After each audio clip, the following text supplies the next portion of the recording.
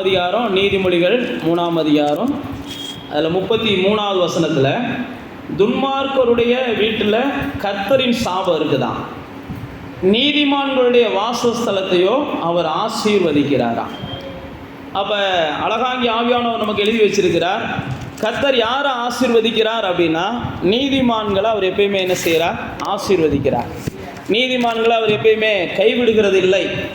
எந்த ஒரு மனிதன் நியாயமான முறையில் இந்த பூமியில் வாழ விரும்புகிறானோ அவனுக்கு என்றைக்குமே கர்த்தர் என்ன செய்கிறார்? துணையாக இருக்கிறார். அவனுடைய வாழ்க்கையில் தேவனுடைய ஆசீர்வாதம் அது நாளுக்கு நாள் என்ன செய்யும்? அது விருத்தி அடைகிறதா இருக்கும். அதனால தான் அந்த 3ஆம் அதிகாரத்தில் நீதிமொழிகளில் நமக்கு ஆவியானவர் எழுதி வச்சிருக்கிறார். துன்மார்க்கனுடைய வீட்டில் அல்லது 32வது வசனத்தில் சொல்கிறார் பாருங்க, மாறுபாடுள்ளவன் கர்த்தருக்கு அருவருப்பானவன். யார் மாறுபாடுள்ளவன், யார் துன்மார்க்கன் அப்படின்னு பார்த்தீங்கன்னா, ரெண்டு பேரும் என்ன செய்கிறாங்க? உள்ளத்தில் ஒன்றை வச்சுக்கிட்டு வெளியில் ஒரு மாதிரி இருக்கிறாங்க. அவங்க தான் மாறுபாடு உள்ளவர்கள். துன்மார்க்கர்கள் என்ன செய்கிறாங்கன்னா, தன்னுடைய ஆதாயத்துக்காக யாரையும் அவங்க என்ன செய்வாங்க? வீழ்த்துவதற்கு, காயப்படுத்துவதற்கு, தன்னுடைய ஆதாயத்துக்காக எதையும் செய்வாங்க. ஆனால் வேதம் சொல்லுகிறது, இப்படிப்பட்ட ரெண்டு பேரையுமே கர்த்தர் என்ன செய்கிறாருன்னா அருவருக்கிறார் அப்படின்னு சொல்லிட்டு அவங்க மேலே ஆசீர்வாதத்துக்கு பதிலாக கர்த்தர் சாபம் வருவதற்கு அனுமதிக்கிறார். ஆனால் நீதிமான்களை அவர் என்ன செய்கிறாரா? ஆசீர்வதிக்கிறார். அடுத்து தொடர்ந்து பார்த்தீங்கன்னா, நானும் நீங்களும் ஒன்றை புரிந்து கொள்ளணும். நீதிமான்கள் என்று நமக்கு வேதம் சொல்லுகிற நீதிமான்கள் என்பது கிரியைகளினால் உண்டாகிற நீதிமான்கள் கிடையாது. வேதம் சொல்லுகிறது, கிரியைகளினாலே யாரும் என்ன செய்ய முடியாது? நீதிமானா ஆக முடியாது. நீதிமான்கள் என்று நமக்கு வேதம் சொல்லுவது எல்லாமே புதிய ஏற்பாட்டில், பழைய ஏற்பாட்டில் பார்த்தீங்கன்னா முழுக்க முழுக்க யூதர்களை அது குறிக்கும். ஏன் யூதர்களை குறிக்கும் அப்படின்னா, பழைய ஏற்பாட்டில் யூதர்கள் மட்டும்தான் தேவனிடத்தில் நீதிமான்களாய் மாறுவதற்கு தேவன் சில சடங்குகளை வச்சுருந்தார், சில பலிகளை வச்சுருந்தார். வேறு யாரையும் தேவன் பழைய ஏற்பாட்டில் நீதிமான்களாக என்ன செய்கிறதில்ல, பார்க்கறதில்ல. அதனால தான் பழைய ஏற்பாட்டில் பார்த்தீங்கன்னா தேவன் என்ன செஞ்சார்? அநேகருடைய ஆசீர்வாதங்களை எடுத்து யூதர்களுக்கு கொடுத்தார். அநேகருடைய நன்மைகளை எடுத்து, அநேகருடைய தேசங்களை எடுத்து தான் தேவன் யூதர்களுக்கு கொடுத்தார். நீங்கள் பழைய ஏற்பாட்டில் வாசித்து பார்த்தீங்கன்னா, அவங்க எபூசியற்ற இருந்த பட்டணம், அப்படி எத்தனையோ ஏத்தியற்ற இருந்த பட்டணங்கள் எல்லாம் எடுத்து தேவன் என்ன செய்வார்? இவங்ககிட்ட கொடுத்துருவார். ஏன் அப்படின்னா, நீதிமான்களுக்கு தேவன் எப்பயுமே என்ன செய்கிறாருன்னா ஆசீர்வாதத்தை கொடுத்துக்கிட்டே இருக்கிறார். நீதிமான்களுக்கு தேவனுடைய நன்மை பெருகிக்கிட்டே இருக்கும். அதனால தான் சங்கீதக்காரன் சொல்லும்போது சொல்கிறான், நீதிமான்களுடைய சந்ததி ஒருபோதும் அப்பத்துக்கு என்ன செய்யாது? இறந்து தெரியாது. அப்போ நம்முடைய சந்ததிகள் அப்பத்துக்கு ஒருபோதும் இறந்து தெரியாது, அல்லது அப்பத்துக்காக வேலை பார்க்குற சந்ததி நம்ம சந்ததியாக இருக்காது. நீங்கள் நல்லா புரிஞ்சுக்கிறணும். என் சந்ததி அப்பத்துக்காக என்ன செய்யாது? வேலை பார்க்காது. ஒரு நாள் என் சந்ததி வேலைக்கு போகலை, என் வீட்டில் பிள்ளைகள் வேலைக்கு போகலைன்னா எங்கள் வீட்டில் ஆகாரம் இல்லாமல் போயிடும் அப்படின்னு சொல்லி தேவனுடைய பிள்ளைகள் நம்ம என்ன செய்யக்கூடாது? பேசக்கூடாது. தேவனுடைய பிள்ளைகளை குறித்து பைபிளில் போட்டு, கர்த்தரை தேடுகிறவர்களுக்கு எந்த நன்மையும் என்ன செய்யாது? குறைவுபடாது. அவர் எல்லாவற்றையும் என்ன செய்கிறார்? நிறைவாக தருகிறார். உலகத்தில் அதான் ஆண்டவராக இயேசு வந்து சொல்லும்போது சொல்கிறார், நீங்கள் சரீரத்துக்காக எண்ணத்தை உண்போம்னு என்ன செய்யாதீங்க? கவலைப்படாதீங்க. எண்ணத்தை உடுப்போம்னு சொல்லி கவலைப்படாதீங்க. இவைகள் எல்லாம் உங்களுக்கு தேவை என்பதை தேவன் என்ன செஞ்சிருக்கிறார்? அறிந்திருக்கிறார். இதெல்லாம் உங்களுக்கு தேவை. அதனால தான் முதல்ல நீங்கள் என்ன செய்யுங்க? தேவனுடைய நீதியையும் தேவனுடைய ராஜ்யத்தையும் முதலாவது தேடுங்க. அப்போ தேவனுடைய பிள்ளைகள் நானும் நீங்களும் ஒரு நிச்சயம் இருக்கணும். நாம் அப்பத்துக்காக இந்த பூமியில் என்ன செய்யலை? வேலை செய்கிறவங்கெல்லாம் கிடையாது. நமக்கு அப்பத்தை அருள வேண்டியது ஆண்டவருடைய கடமை. அப்புறம் நம்ம ஏன் வேலை செய்கிறோம் அப்படின்னா, இந்த பூமியில் நம்ம ஆசீர்வாதமாக இருக்கணும். இந்த பூமியில் அநேகருக்கு நாம் என்ன செய்யணும்? ஆசீர்வாதமாக கொடுக்கணும். நம்ம நிழலில் வந்து அநேகர் என்ன செய்யணும்? வாழணும். நம்முடைய தயவுள்ள அநேகர் வாழணும். நம்முடைய ஆசீர்வாதம் எப்பயுமே மற்றவர்களுக்கு பிரயோஜனமாக இருக்கணும். பைபிள் பிரகாரம் போட்டிருக்கு, பிசினித்தனம் பண்ணுகிறவர்கள் வறுமையை அடைவார்கள், வாரி இறைக்கிறவர்களுக்கு தேவன் என்ன செய்கிறார்னா விருத்தியை கொடுக்கிறார். அப்போ நீங்களும் நானும் தேவனுடைய ஆசீர்வாதத்தை பெற்றவர்கள்ன்றதுனால நம்முடைய ஆசீர்வாதம் நாளுக்கு நாள் விருத்தி அடையும். தேவனுடைய ஆசீர்வாதம் பைபிளில் போட்டிருக்கு, அது என்ன செய்யாது? வேதனையை தராது. தேவனுடைய ஆசீர்வாதத்தில் வேதனை இல்லை. உலக பிரகாரமான மனிதர்களுடைய ஆசீர்வாதம், மனிதர்கள் சம்பாதிக்கிற ஆசீர்வாதத்தில் வேதனை இருக்குது. ஆபிரகாம 14ஆம் அதிகாரம் ஆதியாகமத்துக்கு வந்தீங்கன்னா, அந்த தேசத்து ராஜா கூப்பிட்டு என்ன செய்கிறாரு? இந்த பொருளெல்லாம் எடுத்துக்கோப்பான்றார். எந்த பொருளை? என் தேசத்தின் ஜனங்களை நீ மீட்டு கொண்டு வந்த பாரு, அதனால இந்த பொருளெல்லாம் நீ எடுத்துக்கோ அப்படின்னு சொல்லி அந்த தேசத்தின் ராஜா பார்த்து சொல்றாரு. 14ஆம் அதிகாரம் 22வது வசனம், ஆதியாகமத்தின் புஸ்தகம் 14ஆம் அதிகாரம் 22வது வசனத்துல அந்த ராஜா சொல்றான் பாருங்க. 21ஆம் வசனத்துல ஜனங்களை கொடு, என்ன செய்ய, பொருளெல்லாம் நீ எடுத்துக்கோன்றார். அதுக்கு ஆபிரகாம் என்ன சொல்றாரு வாசிங்க.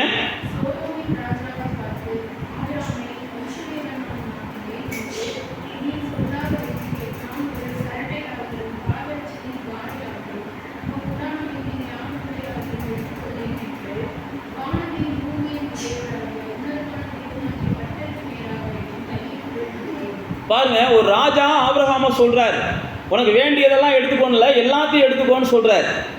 ஆனா ஆபிரகாம் பாருங்க, அன்னைக்கு ஆபிரகாம் சீமான் கிடையாது. இந்த அதிகாரங்களை நீங்க வாசிக்கிற நாட்கள்ல ஆபிரகாம் சீமான் கிடையாது. அதுக்கப்புறம் தான் அவர் பெருக ஆரம்பிச்சிடுறார். எப்ப நாம மனுஷரிடத்திலிருந்து ஆசீர்வாதங்களை பெற வேண்டும் என்று சொல்லி சில விஷயங்களை செய்யறோமோ அப்பயே நாம் என்ன செஞ்சிடறோம், தேவனுடைய ஆசீர்வாதங்களை நம்ம இழக்க ஆரம்பிச்சிடுறோம். நமக்கு ஆசீர்வாதங்கள் எங்கேருந்து வரணும், தேவனிடத்திலிருந்து வரணும். அதனால தான் ஆபிரகாம் சொல்றான், என்னை ஐஸ்வர்யவானாக்கினேன் என்று நீ சொல்லிடக்கூடாது. அப்ப நானும் நீங்களும் நல்லா தெரிந்து கொள்ளணும், தேவனுடைய ஆசீர்வாதங்கள் நமக்கு வேணும் அப்படின்னா இந்த உலகத்தார் யோசிக்கிற அளவுக்கு நம்ம என்ன செய்யக்கூடாது, யோசிக்கக்கூடாது. உலகத்தாருடைய பாதை நம்முடைய பாதைக்கு அப்படியே எதிரான பாதை. உலகத்தார் எப்படியாகிலும் ஐஸ்வர்யவான்கள் ஆக வேண்டும் என்று விரும்புவார்கள்.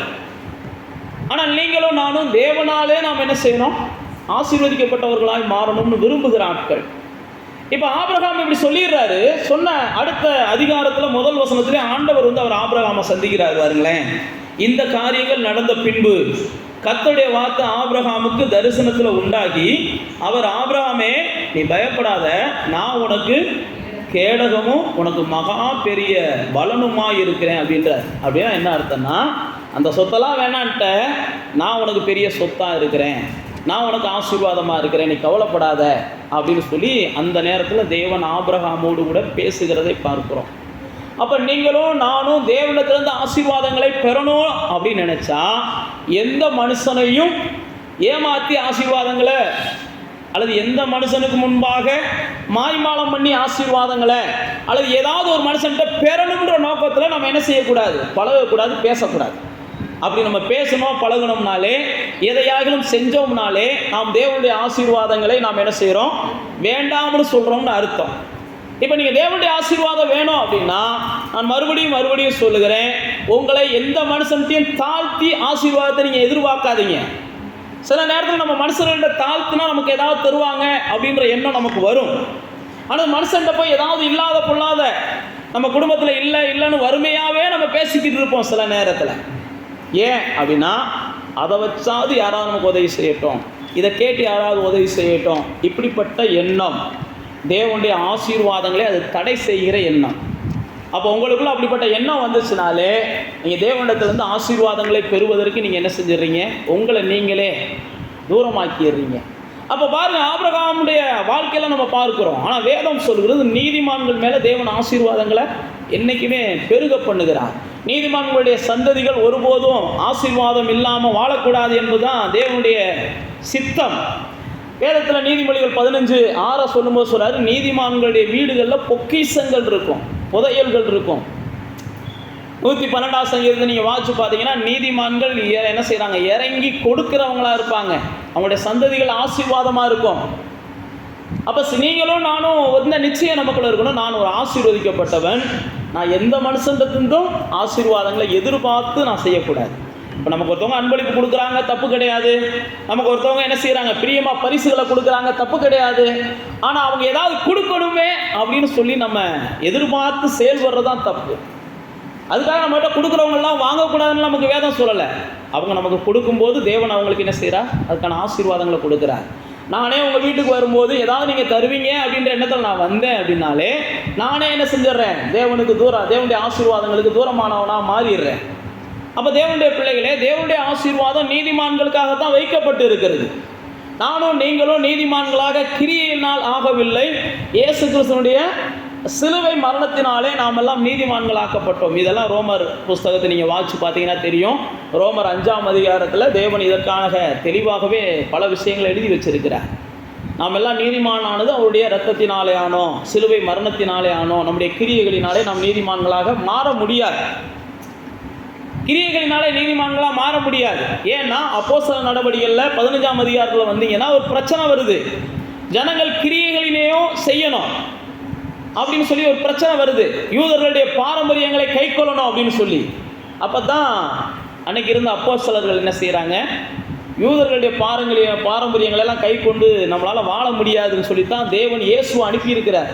அதனால் இன்னும் நீங்கள் என்ன செய்யாதீங்க, இந்த பாரம்பரியம் நம்மளை வாழ வைக்கும்னு நினைக்காதீங்க, வாழ வைக்கக்கூடியவர் இயேசு தான் அப்படின்னு சொல்லி ஒரு தீர்மானமாக கொண்டு வராங்க.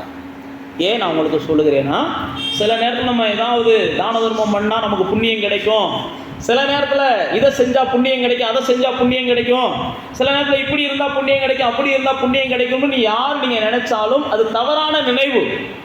நமக்கு நன்மையோ நமக்கு ஆசீர்வாதமோ தேவனிடத்துல வந்து கிடைக்கும். நமக்கு செய்யணும்னு ஆசை இருந்தால் எதையும் செய்யலாம்.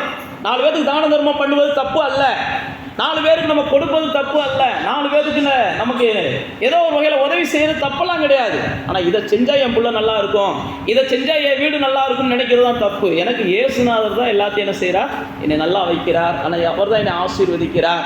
இதெல்லாம் உலகத்தினுடைய பார்வை, அதைத்தான் நான் உங்களுக்கு சொல்ல வரேன். இதெல்லாம் உலகத்தினுடைய பார்வை. ஆனால் நம்முடைய பார்வை அப்படி இல்லை.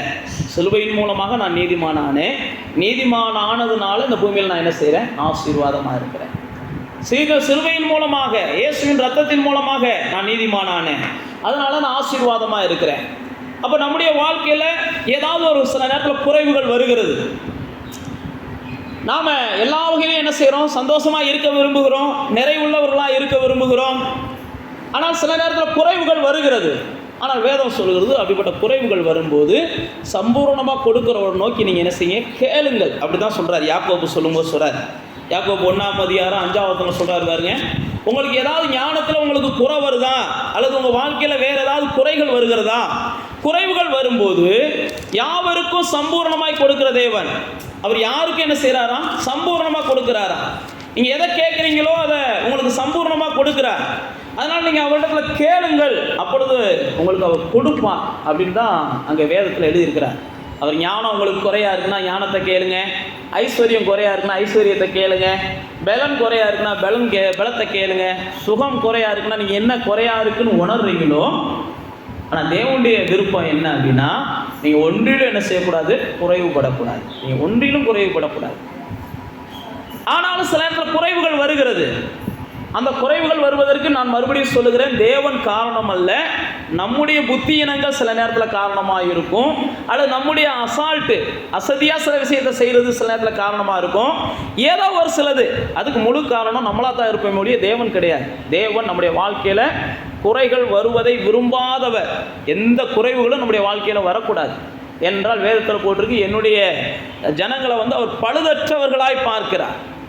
உன்னத பாட்டை நீங்கள் வாசித்து பார்த்தீங்கன்னா, அவர் என்னுடைய மனவாளியே, என் உத்தமியே, உங்கள்கிட்ட பழுது ஒன்றுமே இல்லை அப்படின்னு தான் சொல்லுவார்.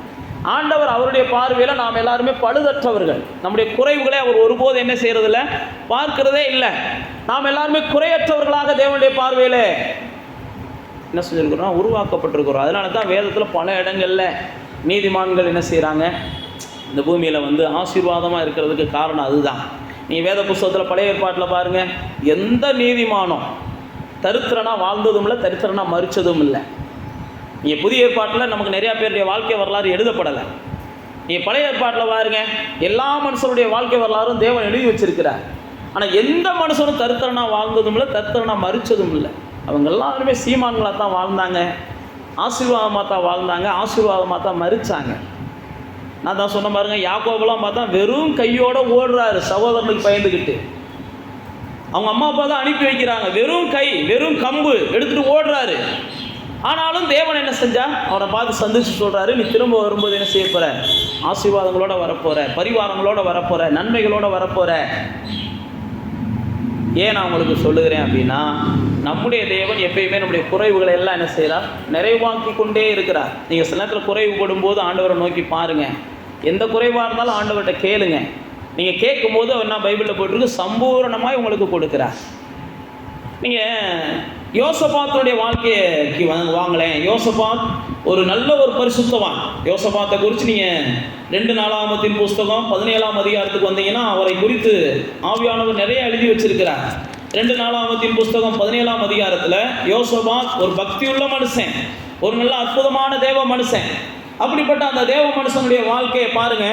அவன் எல்லா வகையிலும் என்ன செய்யறான்? 17ஆம் அதிகாரம் 2 நாளாகமத்தின் புஸ்தகத்துக்கு வந்தீங்கன்னா அவன் பலப்படுகிறான். முதல் வசனத்தில் போட்டிருக்குது. 2வது வசனம் 3ஆம் வசனத்தில் பார்த்தீங்கன்னா எல்லா விக்கிரகங்களையும் அவன் அகற்றிவிட்டு தேவனுடைய வழிகளிலே நடப்பதற்கு அவன் விரும்புகிறான். இதெல்லாம் செஞ்சதுனால 5ஆம் வசனம் போட்டிருக்கு, கர்த்தர் அவன் கையிலே ராஜ்யபாரத்தை ஸ்திரப்படுத்தினார். யூதா கோத்திரத்தார் எல்லாரும் யோசபாத்துக்கு காணிக்கைகளை கொண்டு வந்தார்கள். அவனுக்கு ஐஸ்வர்யமும் கனமும் ரொம்ப மிகுதியாக இருந்தது அப்படின்னு அங்க ஆவியானவர் எழுதி வச்சிருக்கிறார். இப்ப எல்லாமே மிகுதியா இருக்குது யோசபாத்துக்கு. ஆனா எல்லாமே மிகுதியா இருக்கிற இந்த யோசபாத் அதுக்கு அடுத்து இதே அதிகாரத்தில் பார்த்தீங்கன்னா ஆகாப் என்கிற மனிதனோடு கூட அவர் சம்பந்தம் கொள்ளுகிறார். ஆகாப் யார் அப்படின்னு பார்த்தீங்கன்னா தேவனை அருவருக்கிறவன். தேவன் அவனை அருவருக்கல, இவன் அவனை தேவன் என்ன செஞ்சான்? அருவருக்கிறவனா இருந்தான். அவனுடைய மனைவி அப்படியே தேவனுக்கு விரோதமான பல காரியங்களை செய்கிறவர்கள். இந்த ஆகாப்போடு கூட யோசபாத் என்ன செஞ்சாரு? யோசபாத் ரொம்ப பெர்ஃபெக்டான மனுஷன். நான் அதான் சொல்ல வரேன், குறைவுகள் நமக்கு எங்கே வருகிறது அப்படின்னா நாம் செய்கிற சின்ன சின்ன சேட்டைகளில் தான் வருகிறது. மற்றபடி தேவன் நமக்கு என்ன செய்யறதில்ல. நீங்கள் நடக்கிற பாதைகள் உத்தமமாக இருக்கும்போது, நீங்கள் நீதிமானாய் மாறும்போது, நீங்கள் செம்மையானவர்களாக இருக்கும்போது உங்கள் மேலே எல்லாவற்றையும் என்ன செய்வார்? சம்பூர்ணமாய் கொடுக்கிறார். இந்த யோசபாத் இப்படிப்பட்ட செயல்களுக்கு அவர் அடிமையாகிறாரு. இப்படி அடிமையானதுனால யோசபாத் அந்த இஸ்ரவேலின் ராஜாவோடு கூட சேர்ந்து யுத்தத்துக்கு போகும்போது 18ஆம் அதிகாரத்துக்கு வாங்க. அங்க யுத்தத்துக்கு போகும்போது பார்த்தீங்கன்னா தண்ணி இல்லாமல் போயிடுது. ராஜாக்களுக்கும் சேனைகளுக்கும் தண்ணி இல்லாமல் போயிடுது. அப்போ தண்ணி இல்லாமல் போயிருந்த உடனே 7ஆம் வசனம் போட்டிருக்கு, அப்பொழுது இஸ்ரவேலின் ராஜா யோசபாத்தை நோக்கி, கர்த்தரிடத்தில் நாம விசாரிக்கிறதுக்கு மிகாயா என்கிற ஒரு மனுஷன் தான் இருக்கிறான் அப்படின்ற இடத்துல பேசுறாரு. ஏன்னா யோசபாத் பாருங்க, அதுக்கு முதல் வசனத்தில் சொல்றாரு, நீ எல்லாத்தையும் விசாரிக்கிற ரைட்டு, கர்த்தருடைய மனுஷன் யாராவது இருந்தால் சொல்லு, அவங்ககிட்ட போய் விசாரிப்போம். ஏன்னா ஆகாப்புக்கு வந்து யாரை பிடிக்காது? கர்த்தருடைய மனுஷர்களை பிடிக்காது. அதனால் அவர் விசாரிக்கிறதெல்லாம் வேற மனிதர்களை வச்சு விசாரிக்கிறார். நான் மறுபடியும் அதான் உங்களுக்கு சொல்ல வரேன். சில நேரத்தில் நம்முடைய குறைவுகள் நீங்கணுன்றதுக்காக நம்ம கண்ட ஆள்கிட்ட போய் விசாரித்து என்ன செஞ்சிடறோம்? குறைவுகளை நீங்கிறதுக்கு பதிலாக நம்ம நிறைய விளைவுகளை ஏற்படுத்திக்கிறோம், தீங்கான விளைவுகளை ஏற்படுத்திக்கிறோம். நம்ம சில நேரத்தில் நம்முடைய பிரச்சனைகளில் சில காரியங்கள் நடக்கணுன்றதுக்காக, நான் மறுபடியும் சொல்கிறேன், தேவனை அறியாத மக்கள்கிட்ட நீங்கள் ஆலோசனை கேட்குறது உங்களுடைய வாழ்க்கைக்கு என்றைக்குமே நன்மையை தராது. தேவனை அறிஞ்சவங்க நீங்கள் அவங்கள காட்டிலும் மேலானவங்க. தேவனை அறியாதவங்க அவங்க எவ்வளோ பெரிய ஆளாக இருந்தாலும் உங்களுக்கு கீழே தான் தேவனாலே பார்க்கப்படுகிறார்கள்.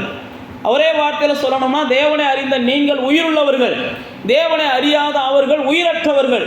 அதனால தான் பிரசங்கி சொல்கிறான், உயிருள்ள நாயை பார்க்கலாம், உயிரற்ற சிங்கம் வேஸ்ட்டு அப்படின்றான். புரியுதா உங்களுக்கு? நீங்கள் நாயாக இருக்கலாம், அவங்க சிங்கமாக இருக்கலாம், அல்லது நீங்கள் ஒரு பூனையாக இருக்கலாம், அவங்க பெரிய யானையாக இருக்கலாம். ஆனால் ரெண்டுக்கு என்ன வித்தியாசம்? நீங்கள் உயிருள்ளவர்கள், அவங்க உயிரற்றவங்க. நீங்கள் என்ன நினச்சிருக்கீங்க? அவங்க யானை, அவங்க சிங்கம், அவங்களால நமக்கு உதவ முடியும்னு நினைக்கிறீங்க. ஆனால் அவங்க உயிர் இல்லாதவங்களா இருக்கிறாங்கன்னு உங்களுக்கு என்ன செய்ய மாட்டேங்குது? தெரிய மாட்டேங்குது. அதனால தான் நான் உங்களுக்கு சொல்கிறேன், சில நேரத்தில் நாம் என்ன செஞ்சிடக்கூடாது? தேவனை அறியாத ஜனங்களோடு, அவங்க பெரிய ஆளாக இருந்தாலும் அவங்களோட உறவு வச்சு நம்ம ஜெயிச்சிடலாம்னு நினச்சோம்னா தோற்று போயிடுவோம். தேவனை அறியாதவங்க அந்த பார்வை நமக்கு இருக்கணும். அவங்க தேவனை ஆராதிக்காதவங்க, அவங்களோட சேர்ந்தா நஷ்டம் தான் வரும். அவங்க பெரிய ஆளாக தெரியலாம், அவங்க சிங்கம் போல இருக்கலாம். இங்கே யோசபாத் பாருங்க, ஆகாப்போடு கூட யுத்தத்துக்கு போக ரெடி ஆகுறார். அப்போ தான் ஆகாப் வந்து என்ன செய்கிறார்? தீர்க்கதரிசிகளை கொண்டு விசாரிக்கிறார். விசாரித்தா கடைசியில் முடிவு என்ன? எல்லாரும் நீங்கள் போங்க ஜெயிப்பீங்க, எல்லாரும் நீங்கள் போங்க ஜெயிப்பீங்கன்றாங்க. அப்போ தான் யோசபாத் சொல்கிறான், இவங்க சொல்கிறதெல்லாம் நான் நம்ப மாட்டேன். தேவனுடைய மனுஷன் யாராவது இருக்கானா? இவங்கெல்லாம் என்னமோ சொல்லட்டும், இவங்க எல்லாம் ஒன்றும் கெட்டதெல்லாம் சொல்லலை. இவன் யாராவது கெட்டது சொன்னால் ஒரு சந்தேகம் வரலாம். என்னடா 4 பேர்கிட்ட கேட்டோம், 4 பேருமே கெட்டதை சொல்கிறாங்க, இன்னொரு ஆள்கிட்ட கேட்போம் அப்படின்னு நம்ம நினைக்கலாம். பைபிளில் போட்டிருக்கு 400 பேர்கள்ட்ட கேட்குறாங்க. 400 பேருமே என்ன செய்கிறாங்க? உங்கள் பக்கம்தான் வெற்றி, உங்கள் பக்கம்தான் வெற்றின்றாங்க. ஆனால் யோசபாத் என்ன செஞ்சாரு? இந்த 400 பேருடைய வார்த்தை அல்ல, தேவ மனுஷன் யாராவது ஒருத்தர் இருந்தான்னா அவன் வார்த்தை தான் எனக்கு அவசியம். அப்போ உங்களுக்குள்ளே என்ன செய்யணுமா, தேவ மனுஷன் நீங்கள் கண்டுபிடிக்க தெரியணும். நீங்கள் கண்டவங்களெல்லாம் தேவ மனுஷனாக நம்பி போய் தான் சில நேரத்தில் உங்களுடைய தீர்வுகளுக்கு என்ன செய்கிறீங்க, பிரச்சனைக்கு அலையிறீங்க. தேவ மனுஷனை உங்களுக்கு கண்டுபிடிக்க தெரியணும். தேவ மனுஷனை கண்டுபிடிக்கலை அப்படின்னா நிச்சயமாக உங்களுடைய வேதனைகளுக்கு நீங்கள் என்ன செய்ய முடியாது, ஒரு தீர்வை ஏற்படுத்தவே முடியாது. இங்கே பாருங்கள், யோசப்பா தேவ மனுஷனை கண்டுபிடிக்க நினைக்கிறான். அப்போ தேவ மனுஷன் மிகாயா வருகிறார். மிகாயா வந்த உடனே சொல்கிறாரு, நான் ஜனங்களை பார்க்குறேன், ஜனங்கள்லாம் என்ன செஞ்சிடறாங்க, மந்தையில் மேய்ப்பனில்லாத ஆடுகளை போல இருக்கிறாங்க.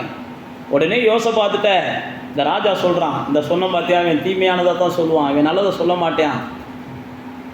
அப்போ தான் யோசபாத்தும் பைபிளில் பார்த்தீங்கன்னா 2 பேரும் போகிறாங்க. அவன் சொன்னபடியே திரும்ப யாரும் வரலை, ஆகாப் வரலை, செத்து போயிடறான். ஆனால் ஜனங்கள் அன்னைக்கு இருந்த அந்த படை தளபதிகள் ராஜாவை கொல்லணும்னு சொல்லி யோசபாத்தை தான் கொல்ல சூழ்ந்து கொள்ளுவாங்க. நீங்கள் வீட்டில் போய் வாட்சி பாருங்கள் அந்த அதிகாரங்களை. யோசபாத்தை தான் கொல்ல சூழ்ந்து கொள்ளுவாங்க. அப்போ யோசபாத் ஆண்டவரேன்னு நோக்கி ஆண்டவரை தேடுவார். ஏன்னா இவர் தவறான பாதையில் போயிட்டாரு, ஆபத்து வந்துருச்சு. அதுதான் நான் உங்களுக்கு சொல்ல வரேன். நீங்கள் தவறான நபர்களோடு சேரும் போதும், தவறான நபர்கள்ட்ட ஆலோசனை கேட்கும் போதும், தவறான நபர்கள்ட்ட வாழ்க்கையை நீங்கள் ஒப்படைக்கும் போதும் உங்கள் வாழ்க்கையில் கண்டிப்பாக குறைவுகளும் வேதனைகளும் வரும். யோசபாத் அப்போ தான் என்ன செய்கிறா, ஆண்டவரை நோக்கி பார்க்குற. உடனே ஆண்டவர் யோசபாத்துக்கு இரக்கம் காமிக்கிறார். அதுக்கப்புறம் யோசபாத் என்ன செய்கிறா, அந்த இடத்துல தப்பி வந்துடுறார், ஆகாப் செத்து போயிடுறார். அப்போ தேவனுடைய பிள்ளைகளே, நீங்களும் நானும் ஒன்றை புரிந்து கொள்ளணும். நம்முடைய வாழ்க்கையில் சில நேரத்தில் நாம் குறைவில்லாமல் வாழ்வதற்கு தேவன் விரும்புகிறார்.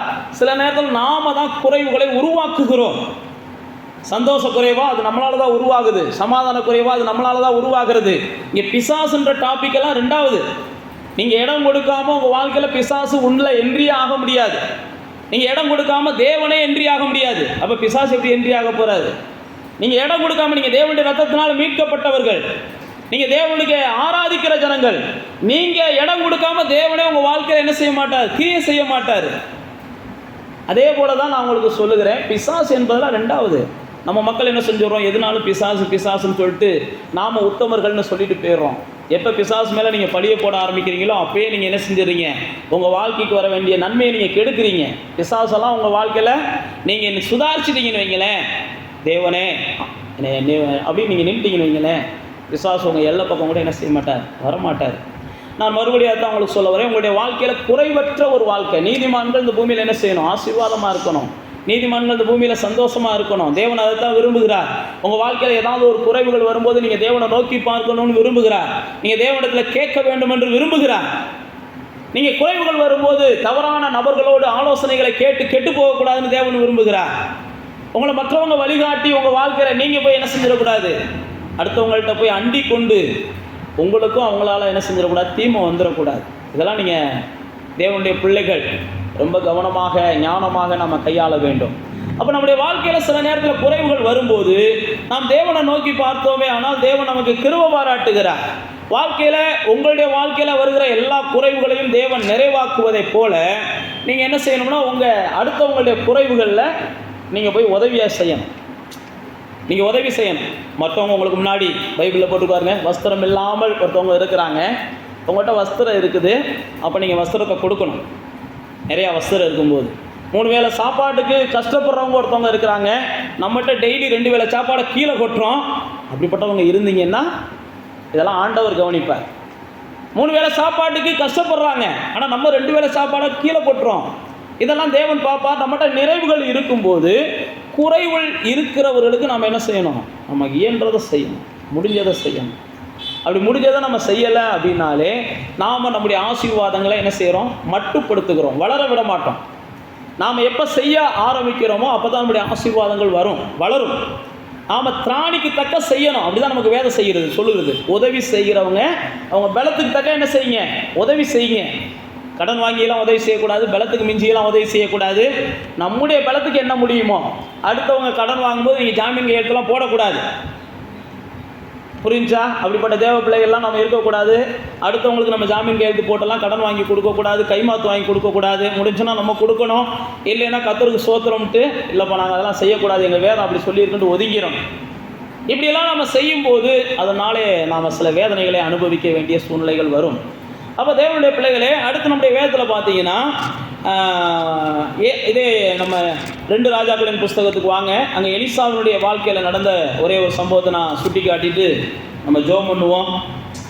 2 ராஜாக்களின் 4ஆம் அதிகாரத்துக்கு வந்தீங்கன்னா அங்கே ஒரு கடன்பட்ட ஒரு பெண்மணி எலிசாட்ட வர்றாங்க. கடன்பட்ட ஒரு பெண்மணி எலிசாட்ட வருகிற அந்த சூழ்நிலைகள் நம்ம எல்லாம் அறிந்திருக்கிறோம்.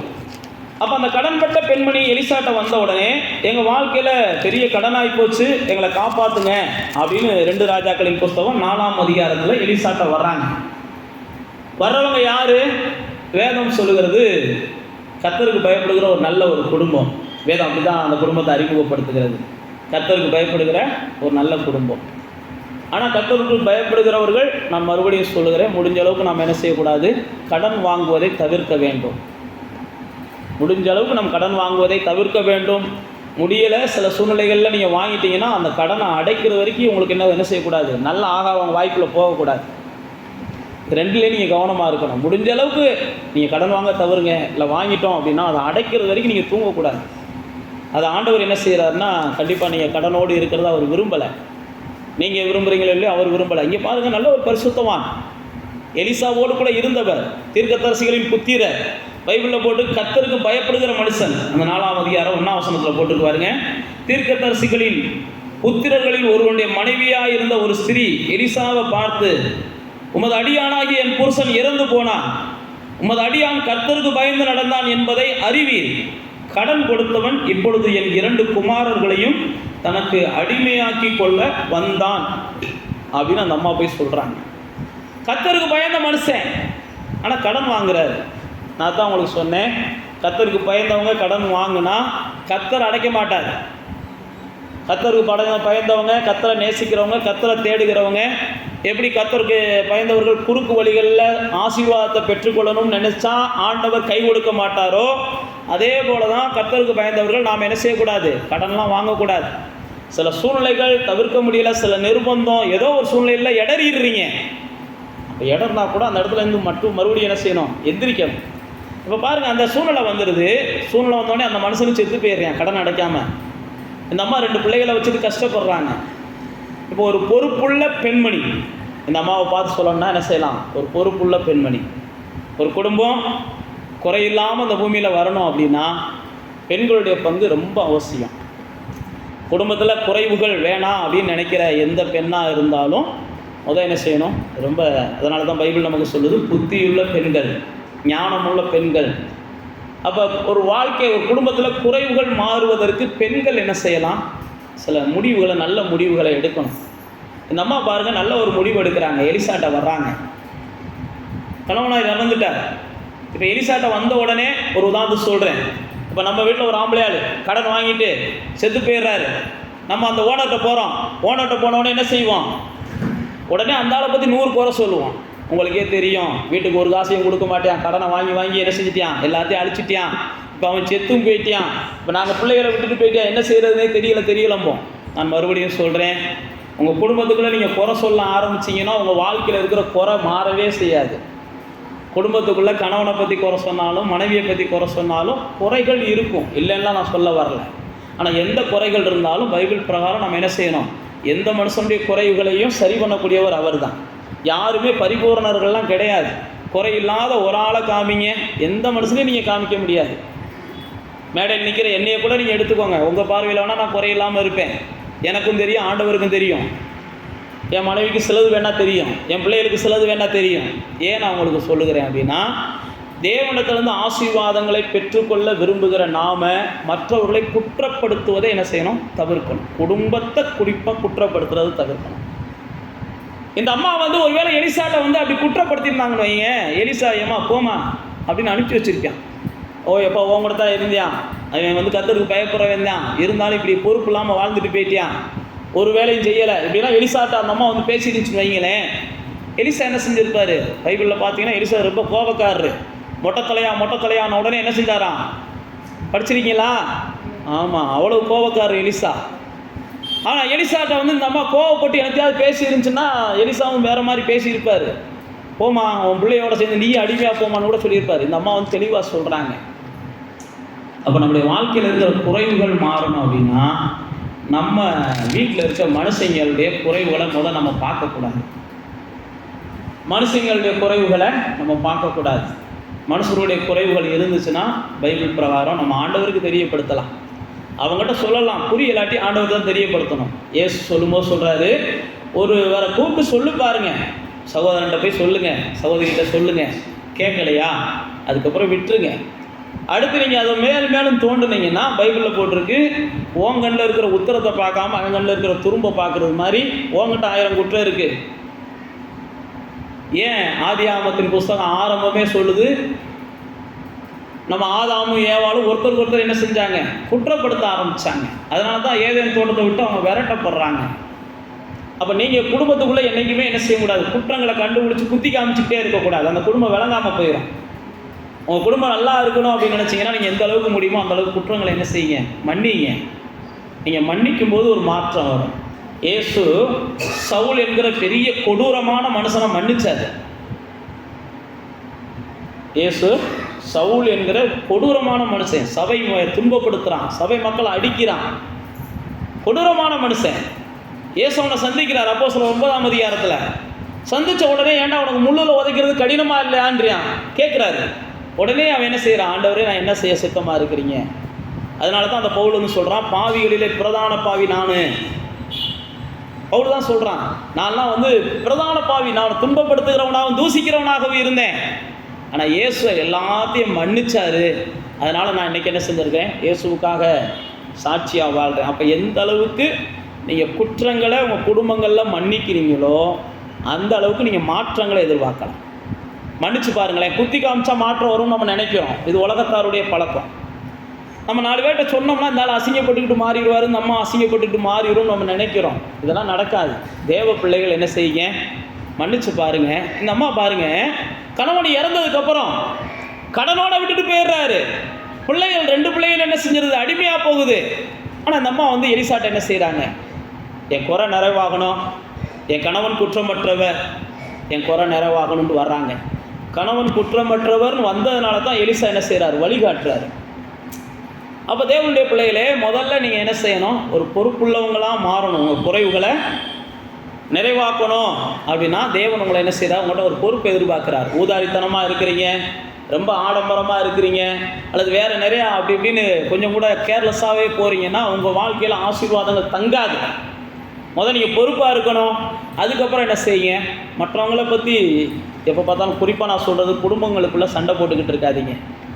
குடும்பம் தான் தேவன் நம்மளுக்கு கொடுத்துருக்கிற குட்டி பரலோகம். அதை நீங்கள் மனசுக்குள்ளே வச்சுக்கிறணும். தேவன் ஏற்படுத்தி கொடுத்துருக்கிற குட்டி பரலோகம். முடிஞ்ச அளவுக்கு குடும்பத்தில் எவ்வளவு தாழ்ந்து போக முடியுமோ தாழ்ந்து போங்க, எவ்வளோ விட்டு கொடுத்து போக முடியுமோ விட்டு கொடுத்து போங்க. எல்லாவற்றிற்கும் தேவன் என்ன செய்வார், நீதி செய்வார். எல்லாத்துக்கும் நீதி செய்வார். இங்கே பாருங்கள், நம்மளுடைய அடுத்த சூழ்நிலைகளை பார்க்குறோம். உடனே எலிசா 2ஆம் வசனத்தில் என்ன செய்கிறாரு, உங்ககிட்ட என்னம்மா இருக்குன்னு கேட்குறாரு. நான் மறுபடியும் சொல்கிறேன், ஏற்கனவே நான் உங்களுக்கு சொன்னேன், நாம் எப்பயுமே என்கிட்ட இல்லை இல்லைன்ற வார்த்தையை தவிர்க்கணும். நம்ம யாராவது உங்கள்கிட்ட வந்து உதவி செய்கிறவங்க கேட்குறாங்கன்னு வைங்களேன், உங்கள்கிட்ட என்னம்மா இருக்குது அப்படின்னு கேட்டால் நம்ம என்ன செய்வோம், இடம் இருக்குன்னு சொல்லிட்டோம்னா இவன் வீடு கட்டி கொடுத்துருவான். அந்தம்மா இடம் இல்லைன்னு சொல்லிடுச்சுன்னா அந்தம்மாவுக்கு இடம் வாங்கி வீடு கட்டி கொடுத்துருவான். நம்ம நினைக்கிறது அப்படி தான் நினைப்போம். இடம் இருக்கும், நம்ம என்ன நினைப்போம், இடம் இருக்குன்னு சொல்லிட்டோம்னா வீடு கட்டி கொடுத்துட்டு போயிடுவான்.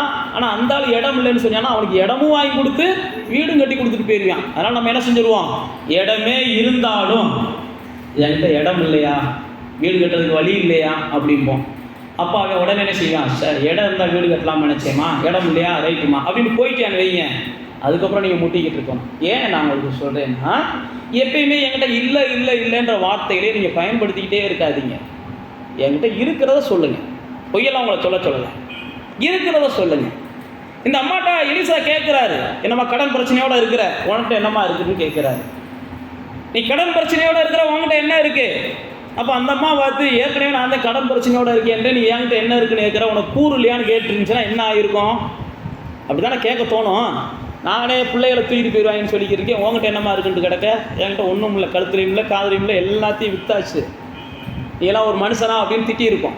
அதனால தான் அவங்களுக்கு சொல்கிறேன், ரொம்ப பொறுப்பு ரொம்ப அவசியம், பொறுமை ரொம்ப அவசியம்.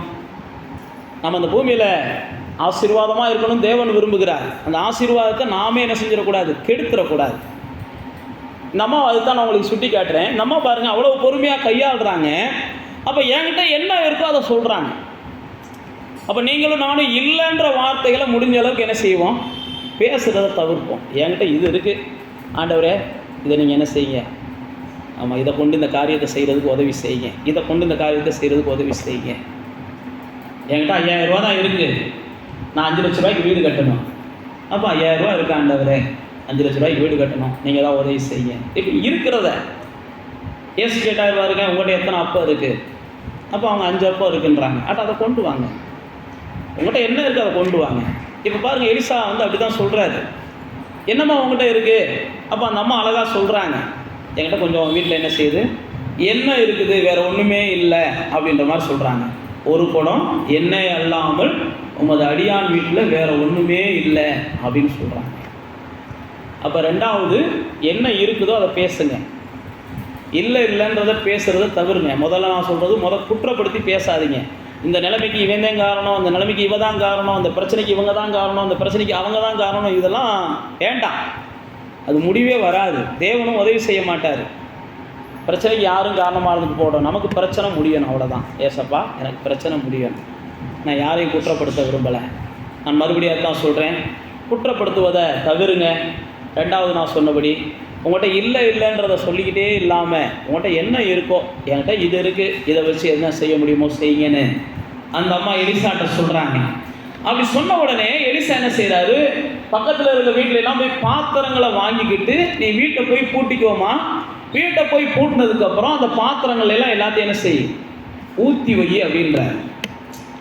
இப்போ பாருங்க, அந்த அம்மா பாருங்க, எலிசா என்ன சொன்னாரோ அதை அப்படியே செய்கிறாங்க.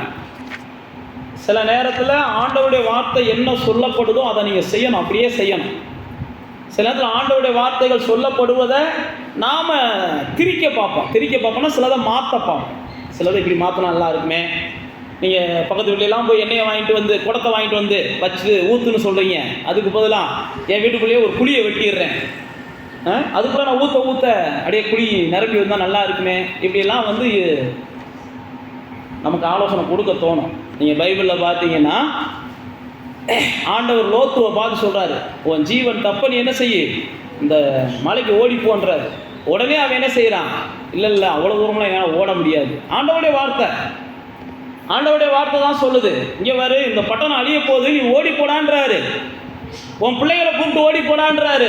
பைபிளில் போட்டிருக்கு, அவன் பிள்ளைகளை கூப்பிட்டு ஓடி போக தாமதிக்கிறான். அவன் அது இதுன்றான், அவன் மனைவி அது இதுன்றது. உடனே தேவதூதர்கள் கையை பிடிச்சி வெளியில் கொண்டு போய் விட்டுறாங்க. இனிமேலாவது ஓடி போடான்றாங்க.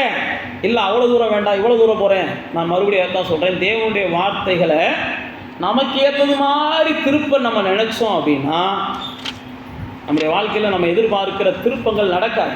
சில நேரத்தில் நமக்கு ஏற்ற மாதிரி வசனங்களை திருப்புறதுக்கு நம்ம தேடணும்னா 4 வசனத்தை தேடலாம். குடிக்கிறது தப்பு இல்லை அப்படின்னு சொல்லி நீங்கள் 4 வசனத்தை தேடினீங்கன்னா குடிக்கிறது தப்பு இல்லை 4 வசனத்தை தேடலாம். வேதத்தில் அதுக்கு வசனங்கள், சில வசனங்கள்லாம் என்ன செய்யுது, மனம் கசந்தவனுக்கு மதுபானத்தை கொடுன்னு போட்டிருக்கு. அதனால் துக்கமாக இருக்கும்போது குடிக்கலாம், தப்பு கிடையாது. ஒரு ஆள்கிட்ட நான் கூட பேசும்போது பீடி குடிச்சிக்கிட்டு இருந்தார், கிறிஸ்தவர் தான். என்னையா பீடி குடிக்கிறீங்களே, உடம்பு கெட்டு போகும், ஏன் இப்படி கெடுக்கிறீங்கன்னு கேட்கும்போது அவர் சொன்னார், உள்ளே போகிறது ஒன்றும் மனசனை தீட்டுப்படுத்தாது மாஸ்டர், உள்ளத்துலேருந்து வெளியில் வருது பார்த்தீங்களா, அதுதான் மனசனை தீட்டுப்படுத்தும். பைபிள் அப்படி தான் போட்டுருக்கு, நீங்கள் எங்கே வசனத்தை வாசிக்கிறீங்கன்னாரு. கிறிஸ்தவர் தான், கர்த்தருக்கு சோத்திரம் மட்டும் தான் வந்தேன், வேறு ஒன்றும் சொல்ல முடியாது. உள்ளே போகிறது என்ன செய்யாதான், மனசனை தீட்டுப்படுத்தாது பாஸ்டர். புகை வந்து உள்ளே போகுது, அதெல்லாம் ஒன்றும் செய்யாது. ஏன் நான் உங்களுக்கு சொல்கிறேன் அப்படின்னா, வசனத்தை நம்ம எப்படி வேணாலும் திருப்பலாம், எப்படி வேணாலும் அதுக்கேற்ற மாதிரி ஜோடியாக வசனங்களை தேடலாம். இதெல்லாம் சாத்தானுடைய தூதர்கள் நமக்கு ஆலோசனைகளை கொடுப்பாங்க. ஆனால் வேதம் நமக்கு என்ன சொல்லுதோ, தேவ ஆவியானவர் நமக்கு என்ன ஆலோசனை கொடுக்குறாரோ, தேவ மனிதர்கள் என்ன ஆலோசனை கொடுக்குறாங்களோ, அது சின்ன ஆலோசனையோ பெரிய ஆலோசனையோ கடினமான ஆலோசனையோ எப்படிப்பட்ட ஆலோசனையோ, அவங்க என்ன ஆலோசனை கொடுக்குறாங்களோ அதை செய்ய பழகுவோம். அதுக்கு பதிலாக அந்த ஆலோசனையை வேறு ஏதாவது ரூபத்தில் நம்ம மாற்றம் நினைக்கும் போது தான் நாம் எதிர்பார்க்கிற சில மாற்றங்கள் நடக்காமல் நமக்கு தோல்வி ஏற்படுது. நாம் பார்க்குறோம் பாருங்க, நாகமான் பெரிய படைத்தலைவன் அப்படியே எலிசாவை நோக்கி வர்றாரு, ராஜாவுடைய கையெழுத்தோடு வர்றாரு. ராஜா கையெழுத்து போட்டு கொடுக்குறார், இந்த நாகமானுக்கு என்ன செய்யுங்க, ஜோம் பண்ணி நோயை சுகமாக்குங்கண்டு. அப்போ ராஜாவுடைய சூழ்நிலையில் வரும்போது இந்த நாகமான் என்ன செய்கிறாரு, எலிசா நான் வீட்டுக்குள்ளே நுழையும் போதே நான் பெரிய பராக்கிரமசாலி, என்னை எப்படியெல்லாம் கவனிப்பான்னு நினச்சி வர்றாரு. ஆனால் எலிசா அதை கண்டுக்கிறாம பட்னி என்ன செய்கிறாரு, எப்போ நீ போ, அந்த அங்கே இருக்க நதியில் போய் முங்கி எந்திரிச்சு போன்றாரு. முகத்தை கூட பார்க்கல. அதான் சொன்னல, சில நேரத்தில் நாம் நினைக்கிறது வேறு மாதிரி இருக்கும், தேவன் பார்த்தீங்கன்னா வேறு மாதிரி நம்மளை நடத்துவார். ஆனால் தேவனை எப்படி நடத்துகிறாரோ அதுக்கு தான் நம்ம கீழ்ப்படியும். நம்ம மனசும் மாம்சமும் விரும்பினதை செஞ்சதுனால தான் எபேசியர் சொல்கிறாரு, நம்ம கோபாக்கினைக்கு ஆளானோன்றார். இன்னும் நம்ம மனசு மாம்சமும் விரும்பினதையே செஞ்சுக்கிட்டு இருந்தோம்னா நாம் தேவ கோபத்துக்கு தப்ப முடியாதுன்றார். அப்போ பாருங்க, அந்த நாகமான் அப்படி சொன்ன உடனே நாகமானுக்கு கோபம் வருது. இந்த ஆள் சொன்ன நதியில் போய் முங்குறதுக்கு ஏன் ஊரில் இதை காட்டு, நல்ல நல்ல நதிகள் இருக்குடா, போங்கடா அப்படின்னு போகிறேன். நோயோட செத்தாலும் ஜாமீனோடைய இந்த ஆள் பேச்சை கேட்க மாட்டேன்றியான். சில நேரத்தில் அப்படி தான் சிலர் உட்காந்துருக்கீங்க. இந்த ஆள் வாரத்துக்கு இன்னும் பேசிட்டு போகிறாரு, நம்ம செய்கிறது நம்ம என்ன செய்வோம், செஞ்சுக்கிட்டே இருப்போம். இவர் பேச்சை கேட்டுக்கிட்டு அப்படி நல்லாயி அப்படி ஒன்று வாழ வேண்டாம்டான்றலாம் அன்னைக்கு தோணுச்சு நாகமானுக்கு. ஆனால் பாருங்கள், கூட இந்த ஒரு வேலைக்காரன் சொல்கிறான், ஏன்பா ஒரு சின்ன விஷயம் தானே, இதை செய்யக்கூடாதா அப்படின்றான். பைபிளில் போட்டிருக்கு. அதுக்கப்புறம் போய் முங்கி பார்ப்போம். அவன் விசுவாசத்தோடு போனானோ அவிசுவாசத்தோடு போனானோ போய் நடந்துச்சு. என்ன வார்த்தை சொல்கிறாங்களோ அதை திரிக்காமல் செய்யுங்க. சில நேரத்தில் நமக்கு அது கொஞ்சம் என்ன செய்யும், 4 பேர்கிட்ட படத்தை வாங்கும்போது 4 பேர் கேட்பாங்க, என்னத்துக்குடா படத்தை வாங்குற, ஏற்கனவே கடன் பிரச்சனையில் இருக்க, உன் பிள்ளைகள்லாம் தூக்கிட்டு போக போகிறாங்க, இந்த படத்தை விற்க போகிறான்னு கூட கேட்கலாம். இன்னும் நம்ம ஊரில் அப்படி தானே நடக்கும். கடன் பிரச்சனை பிள்ளையை தூக்கிட்டு போகிறாங்க, நம்ம போய் 4 பேர் வீட்டில் இருக்க பித்தளை பாத்திரத்தை கொடுன்னு கேளுங்க, எத்தனை பேர் கொடுப்பாங்க? அதே மாதிரி தான் ஒரு வேளை நடக்கணும் கூட அந்த அம்மா நினச்சிருக்கலாம். ஆனால் அந்த அம்மா என்ன செஞ்சிச்சு, இந்த மனுஷன் சொல்லிக்க நான் போய் கேட்பேன், அவ்வளோதான். அப்போ அப்படியே போய் கேட்குறாங்க, எல்லோரும் கொடுக்குறாங்க.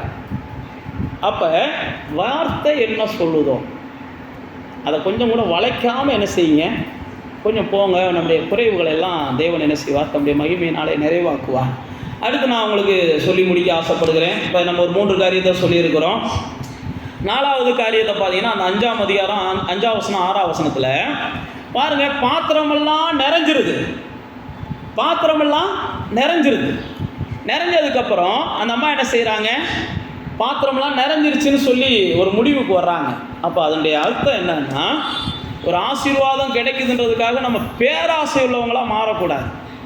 ஐயோ இன்னும் 10 பாத்திரம் எங்கேயாவது போய் வாங்கிட்டு போடான்னு அந்த நேரத்தில் பிள்ளைகளை போட்டு அடிச்சிருப்போம் நம்மளாக இருந்தால். அதுக்குள்ளேயும் தீர்ந்து வச்சுறான், பாத்திரம்லாம் தீர்ந்து போனதுனால நின்றோம், எங்கிட்டாவது போய் வாங்கிட்டு வா, பக்கத்து ஊரில் கூட போய் என்ன செய்ய வாங்கிட்டு வான்னு அடிச்சிருப்போம். ஒரு ஆசீர்வாதம் வருதுன்றதுக்காக நம்ம என்ன செய்யக்கூடாது, பேராசைப்படக்கூடாது. பேராசைப்பட்டோம் அப்படின்னா அதுவும் ஆசீர்வாதத்தை என்ன செஞ்சிடும், கெடுத்து போடும். நமக்கு எவ்வளவு தேவையோ அதை நம்ம என்ன செய்யணும், சந்தோஷமாக பெற்றுக்கொள்ளணுமே ஒழிய நம்ம தேவைக்கு மேலே வேணும் நினைக்கக்கூடாது. நினைக்கும் போது தான் அது நமக்கு என்ன செய்யுது, மிஞ்சி போகும்போது. பைபிளில் போட்டிருக்கு பாருங்க, நீங்கள் வாந்தி எடுக்க நேரிடுமா. தேனை கூட நீங்கள் மிஞ்சி சாப்பிட்டீங்கன்னா வாந்தி எடுக்க நேரிடும். எதையுமே நீங்கள் மிஞ்சி என்ன செய்யக்கூடாது, எதிர்பார்க்கக்கூடாது. அளவுக்கு மேலெல்லாம் ஆசைப்படக்கூடாது. அளவுக்கு மேலே ஆசைப்படும் போது அது பல வகையில் நமக்கு தீமைகளை ஏற்படுத்தும். அதனால தான் பைபிளில் போட்டு பண ஆசை எல்லா தீங்குக்கும் அது என்ன செய்யுது, வேறாக இருக்குது. அதனால தான் ஆண்டவர் சொல்கிறார், அன்றன்றைக்கு உங்களுக்கு வேண்டியது போதும் அப்படின்னு நீங்கள் என்ன செய்யுங்க, வாழ்ந்துருங்க. அதிகமாக என்ன செய்யாதீங்க, பேராசைப்படாதீங்க. பேராசைப்பட்டீங்க அப்படின்னாலே உங்கள் வாழ்க்கையில் இருக்கிறதையும் நீங்கள் என்ன செஞ்சுருவீங்க, இழந்துருவீங்க. இந்த அம்மா பாருங்கள், அந்த பேராசையை தவிர்த்துட்டு அது அழகாக என்ன செய்கிறாங்க, போதும் என் கடன் தீர்க்கிற அளவுக்கு எனக்கு சூழ்நிலை வந்துருச்சு, என் பிரச்சனை மாறுற அளவுக்கு எனக்கு சூழ்நிலை வந்துருச்சு. அப்போ தேவனுடைய பிள்ளைகளே, நீங்களும் நானும் எப்பயுமே என்ன செய்யணும், ஆசைப்படணும். அளவுக்கு ஆசைப்படணும். அளவுக்கு மீறி நம்ம என்ன செய்யக்கூடாது, ஆசைப்படக்கூடாது. பைபிளில் பல இடங்களில் சொல்லியிருக்கு, உங்களை குறித்து என்ன வேண்டியதுக்கு மிஞ்சி நீங்கள் என்ன ஆதீங்கன்னு போட்டிருக்கு. உங்களை குறித்து என்ன நினைக்க வேண்டியது கூட மிஞ்சி நீங்கள் என்ன செய்யாதீங்க, நினைக்காதீங்க. அப்போ இந்த அம்மா பாருங்கள், தன்னுடைய பிரச்சனை மாறணும், தனக்கு தேவையானது 10 குடம் எண்ணெய் இருந்தால் போதும். அப்போ 10 குடத்தை வாங்கி வைக்கிறாங்க, முடிஞ்சதுக்கப்புறம் இப்போ நம்மளே போகிறோம் வைங்களேன், ஒரு காய்கறி கடைக்கு போகிறோம், ஒரு காய் எவ்வளோமானு கேட்குறோம், கத்திரிக்காய். அவங்க என்ன செய்கிறாங்க, 20 ரூபான்னு சொல்கிறாங்க. நம்ம என்ன செய்வோம், ஏமா ஒரு 18 ரூபாய்க்கு போட்டுக்கிறக்கூடாதான் போவோம், அப்படி எடுத்துக்கோமான்னு சொல்லுவாங்க. சரி 5 ரூபாய்க்கு கேட்காம விட்டோமோ, 18 ரூபான்னு உடனே என்ன செஞ்சிருச்சு, நம்ம மனசு திருப்தியாகவே இருக்காது. எத்தனை பேத்துக்கு அப்படிலாம் பாடுபட்டுருக்குன்னு தெரியலை. ஏன்னா இயல்பை சொல்கிறேன், நான் மனுஷனுடைய இயல்பை சொல்கிறேன். 5 ரூபாய்க்கு கேட்டிருக்கலாம் போலே, 18 ரூபாய்க்கு கேட்டோமேட்டு அதுக்கப்புறம் என்ன செய்யும், ஏமா 5 ரூபாய்க்கு கேட்கலான்னு பார்த்து நீ 18 ரூபா கொடுத்துட்ட, 2 கத்திரிக்காயாவது கொடுமான்னு வாங்கினாத்தே இதுக்கு என்ன செய்யும், வீட்டுக்கு வந்து அன்றைக்கி குழம்பு ருசியாக வைக்க தெரியும், இல்லைன்னா குழம்பு எப்படி இருக்குன்றது தெரியாது. ஏன் நான் உங்களுக்கு சொல்கிறேன் அப்படின்னா, மனுஷனுடைய இயல்பு. இந்த அம்மா பாருங்கள், நம்ம கடன் பிரச்சனை மாறுறதுக்கு 10 குடம் எண்ணெய் இருந்தால் போதும். அப்போ நம்ம என்ன பிரச்சனை தீர்றதுக்கு நமக்கு என்ன இருந்தால் போதும் அப்படின்னு நமக்கு நிதானிக்க தெரியணும். பேராசை நம்ம இல்லாமல் இருந்தோம்னாலே நம்ம குறை இல்லாமல் இருப்போம். கடைசியாக நான் உங்களுக்கு சொல்லி முடிக்கிறேன், நன்றி உள்ளவங்களாக இருக்கணும். பாருங்கள், இதெல்லாம் நடந்துருச்சு, எல்லாம் போயிடுச்சு. 7ஆம் வசனத்தில் பாருங்கள், அவங்க போய் தேவனுடைய மனுஷனுக்கு அதை அறிவிக்கிறாங்க. அப்பொழுது அவன், நீ போய் அந்த எண்ணெயை விற்று உன் கடனை தீர்த்து மீந்ததை கொண்டு நீயும் உன் பிள்ளைகள் என்ன செய்யுங்க, ஜீவனம் பண்ணுங்க. சில நேரத்தில் நம்ம எதிர்பார்த்ததெல்லாம் நடந்துருச்சுன்னா நமக்கு யாரையும் என்ன செய்யாது, கண்ணுக்கு தெரியாது. எதிர்பார்த்ததெல்லாம் நடந்துருச்சுன்னா யாரையும் கண்ணுக்கு தெரியாது. நல்லது செஞ்சவனையும் கண்ணுக்கு தெரியாது, நமக்கு ஆண்டவனை போல இருந்தவனையும் கண்ணுக்கு தெரியாது. ஆனால் வேதம் சொல்லுகிறது, இந்த அம்மா என்ன செஞ்சாங்க, எதிர்பார்த்ததெல்லாம் நடந்தாலும் எலிசாவை தேடி மறுபடியும் என்ன செய்கிறாங்க, போய் எல்லாமே நடந்துருச்சு, இனி நான் என்ன செய்ய அப்படின்னு சொல்லி எலிசாவுக்கு ஒரு நன்றி உள்ளவங்களாக இருக்கிறாங்க. அப்போ நீங்களும் நானும் இந்த பூமியில் குறையில்லாமல் வாழணும்னா நமக்கு நன்மை செஞ்சவங்களுக்கு நம்ம நன்றி உள்ளவங்களாக என்ன செய்யணும், இருக்கணும். யாராவது நமக்கு உதவி செஞ்சுருந்தாங்கன்னா அவங்களுக்கு நம்ம நன்றி உள்ளவங்களாக இருக்கணும். பைபிளில் பார்த்தீங்கன்னா, நன்மைக்கு தீமை செய்கிறவங்க வீட்டை விட்டு தீமை என்ன செய்யாதான், நீங்காதான். உங்களுக்கு நன்மை செய்கிறவங்களுக்கு மட்டும் நீங்கள் என்ன செய்யக்கூடாது, தீமையே செய்யக்கூடாது. உங்களுக்கு அன்பாக இருக்கிறவங்ககிட்ட நீங்கள் துரோகம் பண்ணக்கூடாது. உங்கள்கிட்ட அன்பாக இருக்கிறாங்கன்னு வைங்களேன், நீங்கள் அவங்களுக்கு துரோகம் பண்ணீங்க அப்படின்னா வேதத்தில் போட்டிருக்கு, அது உங்களுக்கு பல வகையான துரோகங்களை கொடுக்கும். உங்களுக்கு ஓப்பனாக சொல்லணும் அப்படின்னா, ரொம்ப தாவீதை நேசித்தவன் உரியாவுடைய மனைவியை தாவீது எடுத்துக்கொண்டான். வேதத்தில் போட்டிருக்கு. அதுக்கப்புறம் தேவன் என்ன செஞ்சாராம், இவனுடைய மனைவிகளை எல்லாம் பப்ளிக்கில் அவன் எடுத்துக்கொள்றதுக்கு அனுமதி கொடுத்தாராம். இதெல்லாம் வேதத்தில் போட்டிருக்கு ஓப்பனாகவே. ஏன் நான் உங்களுக்கு சொல்கிறேன்னா, உங்களை நேசிக்கிறவங்களுக்கு நீங்கள் ஒருபோது என்ன செஞ்சிடாதீங்க, துரோகம் பண்ணிடாதீங்க. உங்களுக்கு நன்மை செய்கிறவங்களுக்கு தீமை செஞ்சிடாதீங்க. உங்கள்கிட்ட ரொம்ப இதாக பழகிறவங்கள என்ன செஞ்சிடாதீங்க, அடிமையாலாம் நடத்தாதீங்க. உங்கள்கிட்ட பாசமாக பழகிறவங்கள அடிமையாலாம் நடத்தாதீங்க. நான் மறுபடியும் சொல்கிறேன், அப்படிப்பட்டவங்களுக்கு நன்றி உள்ளவங்களாக இருங்க. நீங்கள் நன்றி உள்ளவங்களாக இருந்தீங்கன்னா உங்களுடைய நிறைவுகள் நாளுக்கு நாள் பெருகும். உங்களுக்கு குறையில்லாத ஒரு உலகத்தை ஆண்டவர் தருவார். நீங்கள் நன்றியை இழக்கும்போது உங்கள் நன்மைகளையும் நீங்கள் இழக்க ஆரம்பிச்சிருவீங்க. நீங்கள் நன்றியை இழந்துட்டீங்க அப்படின்னாலே உங்களுக்கு கிடைச்சிருக்கிற நன்மைகளும் குறைய ஆரம்பிச்சிடும். அதுக்கப்புறம் நீங்கள் எந்த இடத்துலேருந்து வசந்தீங்களோ அதே இடத்துக்கு தாழ்ந்து போக ஆரம்பிச்சிருவீங்க. அதனால் நான் மறுபடியும் உங்களுக்கு சொல்கிறேன், உங்களுக்கு நன்மை செஞ்சவங்களுக்கு என்ன செய்யுங்க, நன்றி உள்ளவங்களாக இருங்க. அதே நேரத்தில் இதெல்லாம் நமக்கு நிறைவாய் கொடுக்குற நம்முடைய தேவனை ஒருபோது என்ன செய்யாதீங்க, மறந்துடாதீங்க. அதனால தான் இயேசு அதிசயம் செஞ்ச உடனே அந்த குஷ்டரோகிகளை பார்த்து சொல்கிறாரு பாருங்க, நன்றி சொல்வதற்கு உன்னையே தவிர, அத்தனைக்கு அவன் கூட பைபிள் பிரகாரம் பார்த்தா புறதேசத்தான், அவன் யூதன் கிடையாது. உன்னை தவிர வேறு எவனுக்கு அந்த ஆசையே வரலையா அப்படின்னு கேட்குறார். அப்போ நீங்களும் நானும் நமக்கு நடக்கிற எல்லா நன்மைக்கும் முதல்ல யாருக்கு நன்றி சொல்லணும், ஆண்டவருக்கு நன்றி சொல்லணும். நம்முடைய வாழ்க்கையில் நடக்கிற எல்லா நன்மைக்கும், கிடைக்கிற ஒவ்வொரு நன்மைக்கும், ஆண்டவரே நீ கொடுத்த நன்மைகளுக்காக நன்றிப்பான்னு சொல்லி பாருங்க, உங்களுடைய நன்மைகள் பெருகும். நீங்கள் ஆண்டவர் கொடுத்துருக்கிறதுக்கெல்லாம் நீங்கள் நன்றி சொன்னீங்கன்னா உங்கள் நன்மைகள் பெருகும். நீங்கள் ஆண்டவர் கொடுத்ததுக்கெல்லாம் நீங்கள் நன்றி சொல்லாமல் இருந்தீங்கன்னா ஆண்டவர் கொடுத்ததெல்லாம் உங்களுக்கு என்ன செஞ்சிடும், உங்களை விட்டு காணாமல் போயிடும். நான் மறுபடியும் அதான் சொல்கிறேன், ஆண்டவருக்கு நீங்கள் என்ன செய்யணும், நன்றி உள்ளவங்களாக இருக்கணும். நமக்கு எந்த சூழ்நிலையில் யார் உதவி இருந்தாலும் அந்த மனிதர்களுக்கு நம்ம நன்றி உள்ளவங்களாக இருக்கணும். எதுக்கரிய பலனை கர்த்தர் நிச்சயமாக நமக்கு தருவார். நமக்கு ஒரு குறைவில்லாத வாழ்க்கையை கர்த்தர் நமக்கு தருவார். அப்படியே கண்களை மூடி ஆண்டவரை நோக்கி பார்த்து நம்ம குறைவற்ற வாழ்க்கையை, நீதிமான்களுடைய வாசஸ்தலங்களில் ஆசீர்வாதங்கள் குறையாது அப்படின்னு வேதத்தில் போட்டுருக்கு. இந்த குறைவற்ற வாழ்க்கையை தேவன் நமக்கு தருவதற்காக அப்படியே ஆண்டவரை நோக்கி பார்க்கலாம். நன்றி ஆண்டவரே. குறைகளெல்லாம் நிறைவாகும் அதிசயமே, இறை மகனா இயேசுவால் நடந்திடுமே. குறைகளெல்லாம் நிறைவாகும் அதிசயமே, இறை மகனாம் இயேசுவால் நடந்திடுமே. வாதையெல்லாம் மறைந்து போகுமே, பாதையெல்லாம் நெய்யாய் பொழிந்திடுமே. வாதையெல்லாம் மறைந்தே போகுமே, பாதையெல்லாம் நெய்யாய் பொழிந்திடுமே, உன்னை அதிசயம் காண செய்வேன், நீ அற்புதம் கண்டிடுவா என்று வாக்குரைத்தான் தேவன். இன்றே நிறைவேற்ற வந்துவிட்டான் என்று வாக்குரைத்தான் தேவன். இன்று நிறைவேற்ற வந்துவிட்டான்,